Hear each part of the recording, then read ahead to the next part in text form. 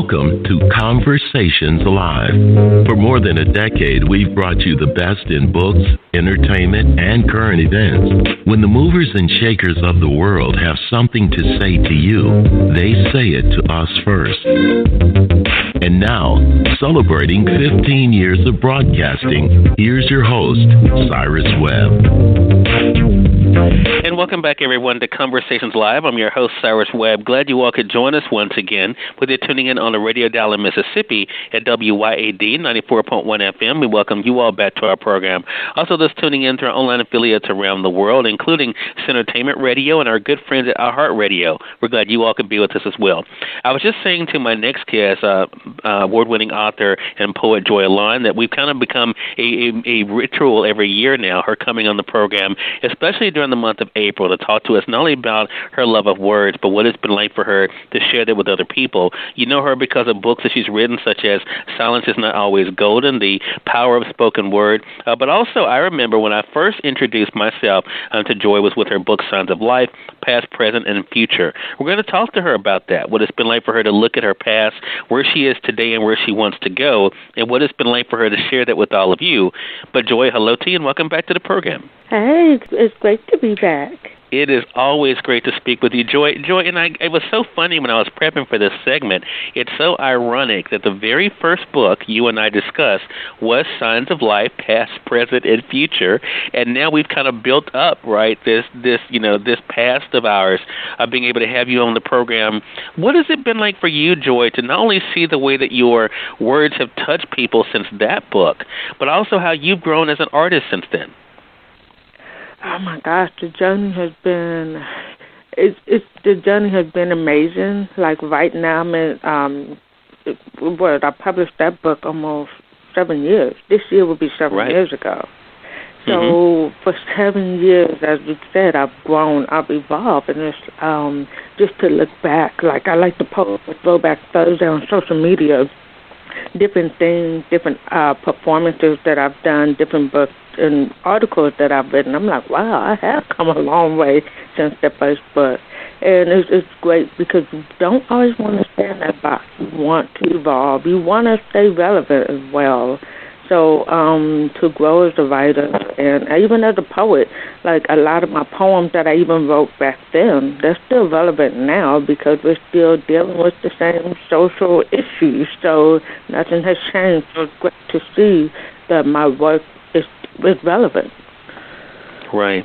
That's a really good point, Joy, because, you have been able to write, about the, poetic revolution. I mean, also, of course, one of your books I didn't mention was Silence is Not Always Golden, talking about the power of spoken word.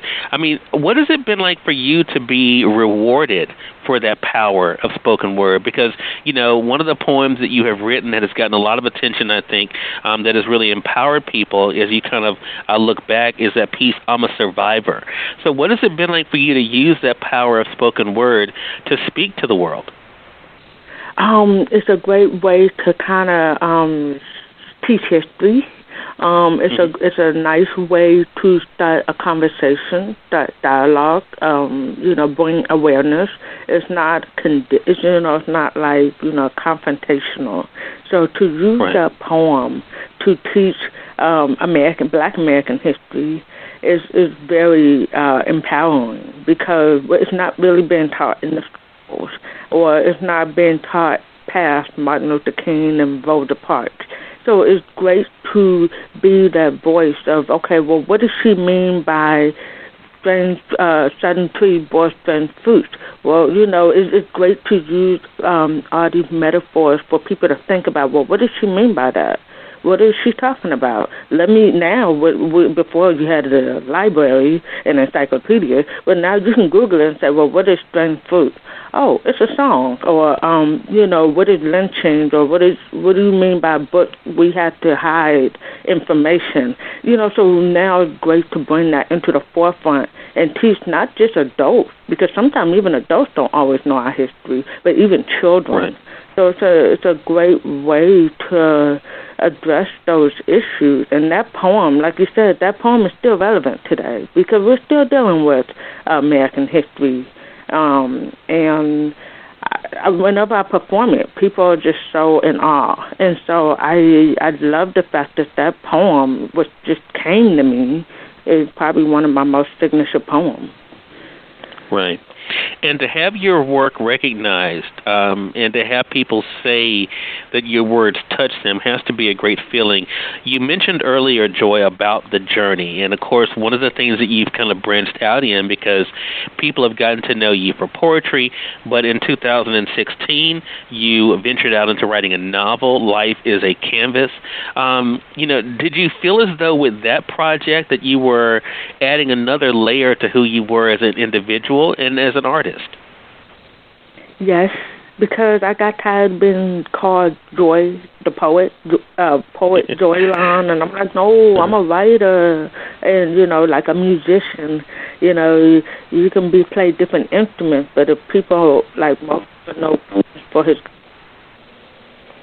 a lot of instruments, Rick James and some of the other musicians, they, so it's the same thing for me as a writer. I wanted to break out of that, oh, she's a poet. No, I'm a writer. So I wanted to, those same issues that I write about in poetry, I was able to write about them in novel format as well, fiction format, and that way get more audience, because sometimes poetry is a limited audience. And if I don't perform, if I don't get out there at open mic, people are not really going to buy my books as much. So I noticed if I write a fiction novel, it's another way to grab an audience and get new eyes, just get new people around my work. Yeah.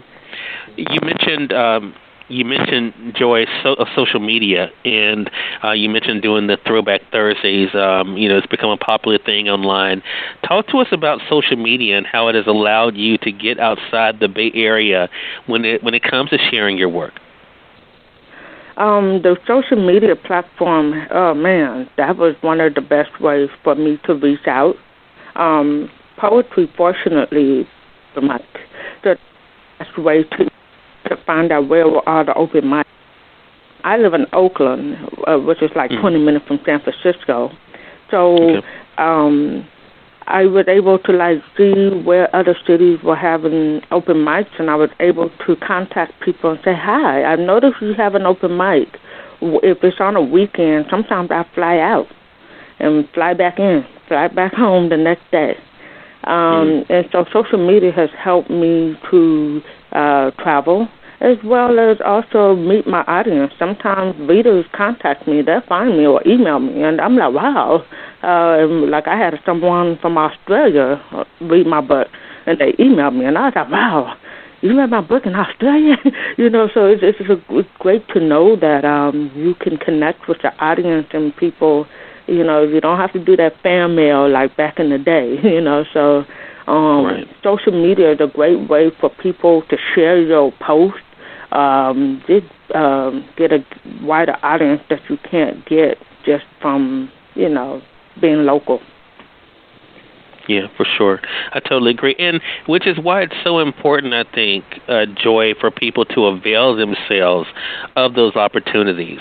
Fear is not something that you seem to have a problem with, but I guess people who look at you and look at what you've been able to do, because they know you're not only an award-winning author and poet, you're a mother. How do you balance it all? How do you balance all these different things and make it work for you? Fortunately, when I first started, my daughter was younger, so I was able to step out more. She didn't have homework like she did, and she didn't have other extracurricular activities. Now that she's older, I've had to step back because it's about her, and it's not about me. And I still perform and do. I still write. I only write when I have something I really want to say. But for the most part, I'm right now. I'm reading other people's work because I'm tired of hearing my own thoughts. But no, for balancing it out, you have to find that balance, because sometimes for me, the real world can get so exhausting. That's when I do want to get creative. And it's that is my balance. It helps keep me grounded, because sometimes I need that therapy and that release. But right now, being a mom, that's taken over so much. And, I'm trying to teach my daughter how to be a better reader and writer. So now it's kind of like transforming to now it's the teacher, mentor type of thing. So, I still have those skills, but it's now like putting it to use and helping other people find their voice. Right. I think that's it. I think that is the big thing. For those who are just tuning in, either on the radio side or online, you're listening to Conversations Live. We're excited to welcome back author, poet, and my friend, Joy Elan. We're talking with her not only about what it's been like for her to share her love of words with the world, but also, of course, what it's been like for her to hear from her fans from around the world and to be able, of course, to share her own perspective on life and be able to use spoken word to do that. So, Joy, I had mentioned to you about sharing a piece. What would you like to share with us? Well, I think a lot of people right now, we're dealing with the issue of gentrification and rising home costs, and especially here in the Bay Area, we're dealing with a huge homeless crisis. So this poem that I want to do is called Old Oakland versus New Oakland, and it's about the people who are the natives who are trying to live in their community, but they're being pushed out because they can't afford to live in this community. So I would like to do that poem for you. Okay. Every morning, Monday through Friday at 7:30, 580 West is jammed. From High Street heading to San Francisco, and BART is packed like cans of sardines. The city that once wasn't seen so pretty is being taken over by techies and businesses, pushing out long-term residents and erasing our traditions and cultures. We have to be quiet when we congregate because we're disturbing the peace. We have been here for over 40 years, and we have to give up ourselves for them. We're making the neighborhoods unsafe and unattractive. They are too, making it look like office spaces and homes, and forcing everyone to conform to their ideas. We're proud of our city, but we can't afford to live here. The land of Oak was once seen as a joke. Compared to San Francisco, we were the ghetto, America's #2 city of homicides, seen as dangerous. But I guess we weren't so bad at all because we were invaded by people who have privilege. It was reversed of white flight. We have to move 30 minutes to an hour away commuting every day to go to work. We can't afford to live in Oakland when we work in Oakland. However, we're putting all this money into our commute. When we're in certain areas, we'll profile for being in the wrong area. Hold up, this was once my neighborhood until you bought the property. Snitching/racial profiling online or next door. Why don't they come out of their homes, experience the culture, and meet the long-term residents before they displace us? I have to carry my freedom paper to prove I live here. It's technology versus art, white versus people of color, downtown/uptown versus East Oakland. Oh wait, East Oakland has been taken over too. People don't recognize our sports teams which are in East Oakland. The Raiders and A's play at the Coliseum right next to the Oracle where the Warriors play, yet the NBA keeps showing the Bay. The fans ride BART to the games and back to their hidden homes. Now they're relocating closer to San Francisco from the west to the east. I can't let them take over my city, but I don't have a choice. I use words and my voice. I have been here my whole life. My family have lived and worked here since the 60s. We give back to our community by living and working in it. They don't care, and they're redeveloping everything. Nothing was done when we were here, but they don't like it, so local government responds to their complaint. They ignore the people's cries who have been long-term residents. Things change by having money. I thought being a taxpayer gave me power. No, being a homeowner and paying property taxes give me power. The renters can't afford to live here anymore, and while the property owners don't live in Oakland, they clean us out and get the ones with money in. My city doesn't look the same anymore, and it's not from diversity. And that's it. Well, thank you so much for sharing that. And, and for, again, like you mentioned earlier, Joy, for sharing history and being able to do that. Is that one of the big gifts for you, to not only to entertain, but also to get people to think? Yeah. That's a gift. It's a huge gift. Yeah. Right. But it's I mean, it's the whole point is you want to tell our history. in ways, that can carry on. And especially in the African-American community, oral communication, oral stories have been important, but I like to document and write it. So I like to use all types of media to make sure that history cannot be erased. Yeah. I think that is the thing. And as long as people like you are out there sharing, definitely it will be remembered for sure. So, Joy, we talked about what you've been able to do in poetry books. We talked about your novel, Life is a Canvas. What can we expect next from you? I know you said, of course, you're busy with your daughter. She has a lot going on right now. We're kind of able to kind of keep up with the two of you thanks to social media. But what do you think will be the next thing for Joy Elan? Good question. I think that's probably why I stepped back, because I've done so much. I'm trying to just think and reflect, because sometimes you have to look at yourself in order to know where you're going. So I'm still trying to figure that out. But most of all, I'm still writing. I write articles. You can just type in my name. But I write articles for a blogger in San Francisco. I still post. I post jokes. Because I gotta laugh. I think we need to laugh. So, what's next for me? I'm still at that, I don't know yet. I'm thinking about another book. I'm thinking about publishing a collection of the articles that I've written. An anthology. I don't know. So I'm just, just chilling, just enjoying life, because sometimes that helps me get creative again. Yeah. I'm glad you said that, Joy, because you bring up a really good point. I mean, if people go to Amazon.com right now, they will find, 7 books? 6 books, yes. Yeah, 6 books that you've been able to do, in the past 7 years.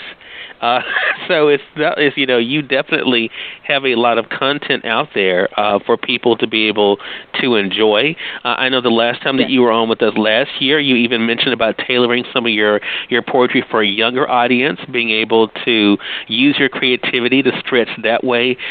So you've given us a whole lot. So we definitely want our audience to realize that Joy Elan definitely has a lot to say. If you have not done so already, go to her website at www.authorjoyelan.com, and there you can find the different ways to be able to stay connected with her, and also, of course, about her work. So that's authorjoyelan.com. And she's really made it easy for you all to stay connected with her on social media, because pretty much everything is Author Joy Elan on social media. So you can easily find her that way.